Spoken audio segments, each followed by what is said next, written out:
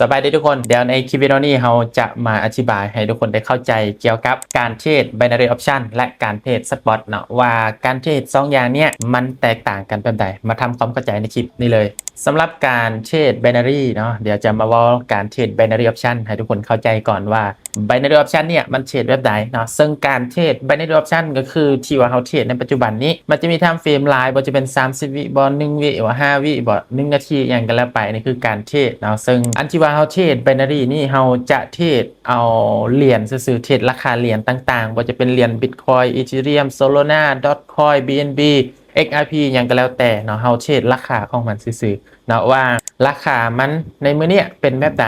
พันผวนลายบอเนาะการเก็งกำไรยกตัวอย่างเฮาเทรดไทม์เฟรม30วินาทีในระหว่างที่เฮากำลังออกออเดอร์เนาะเฮาก็ต้องรอท่า30วินาทีเนาะรอผล30วิเนาะแล้วก็ท่าออกผลอีก30วิเนาะถ้าว่าเฮากดบายขึ้นไปถ้าว่ามันขึ้นเป็นแท่งซื้อก็ถือว่าเฮาจะได้กำไรทันทีถ้าหากว่าเฮากดบายขึ้นถ้ามันลงมาปิดขายก็ถือว่าเฮาจะเสียทันทีเนาะซึ่งการเทรดมันก็มีได้มีเสียเนาะคือความจริงของการเทรดคือเฮาจะมาว่าเรื่องของการเทรดสปอตบัดนี้เนาะว่าการเทรดสปอตมันแตกต่างกันแบบใดจากการเทรดบันนารีเนี่ยทันทีมันก็เอิ้นว่าการเทรดคือกันมันก็บ่ได้แตกต่างกันหยังหลายเด้อมันขึ้นกับว่าการเทรดระยะสั้นและระยะยาวซื่อๆซึ่งเทรดระยะสั้นก็คือเฮาเทรดบันนารีนี่เนาะก็คือรอผลต่อรอผล30วิเลยเนาะสำนี้เทรดราคาของมันซื่อๆซึ่งการเทรดสปอตบัดนี้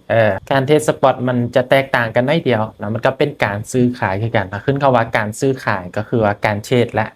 การเทรดและคือการเทรดสปอตนี้ก็คือมันจะเป็นแบบนี้ยกตัวอย่างเหรียญ Bitcoin บ่หรือ XRP Solana ยังก็ต่างกันแล้วแต่เนาะการเทรดสปอตก็คือเฮาซื้อเหรียญเนาะซื้อเหรียญในราคาที่ต่ำยกตัวอย่างราคา Bitcoin ในช่วงนี้คืออยู่ 68,000 บ่เฮาซื้อไว้เนาะแล้วเก็บกำไรเบิ่งระยะยาว5เดือนบ่หรือปีนึง5ปี10ปีแล้วแต่ทุกคนเนาะว่าจะถือไปได้หลายส่ำใดเนาะซื้อไว้ในราคาที่ต่ำเนาะยกตัวอย่าง 6,000 8,000นะ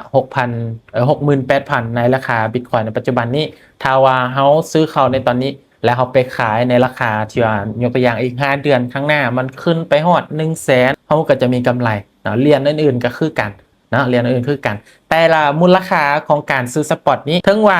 เหรียญใดก็อย่างที่ว่าจะซื้อเข้าไปแล้วราคามันอยู่ที่ยกตัวอย่างอยู่ที่ 5,000 จังซี่จะซื้อเข้าไปปุ๊บแล้วราคาของมันล่วงลงมาเหลือ 1,000 เนาะจำนวนเงินเจ้าก็สิลดตามเปอร์เซ็นต์ที่ว่าเหรียญเจ้าซื้อเข้าไปหั่นเลยแต่ว่ามูลค่ามันยังอยู่คือเก่าถึงว่าเหรียญนั้นจะลดลงมาเหลือ0ก็อย่างถ้าว่าเจ้าบ่ขายมันออกเจ้าก็จะบ่ขาดทุนถ้าว่าเจ้าจะเก็บไว้ถือเป็นระยะยาวถ้ามันขึ้นมาเงินเจ้าก็จะขึ้นมาอีกนะอันนี้คือการเทรดสปอตมันจะเป็นการเทรดแบบยกตัวอย่างเดี๋ยวจะเปรียบเทียบให้กับทองคำคืออีซิโก้ว่าที่ว่าซื้อเหรียญในปัจจุบันนี้ยกตัวอย่างราคาคำวันนี้50 ล้านเขาซื้อเข้าใน50 ล้านนี่แล้วราคามันขึ้น56 ล้านเขาก็มีกำไรอาจจะเป็นลักษณะนี้ถ้าว่ามันลงมาบัดนี้มันขาดทุนอยู่ถ้าว่าเขาบ่ขายเขาก็บ่ขาดทุนเนาะ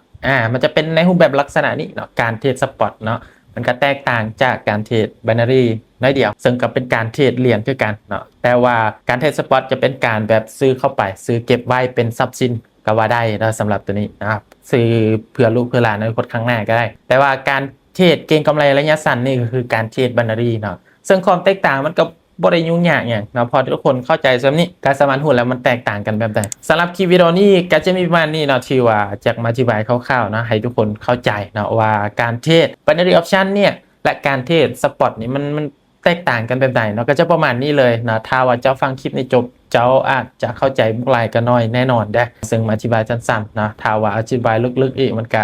ยังมีหลายแล้วก็ยาวกันอีกนะสำหรับคลิปวิดีโอนี้ก็ขอขอบใจ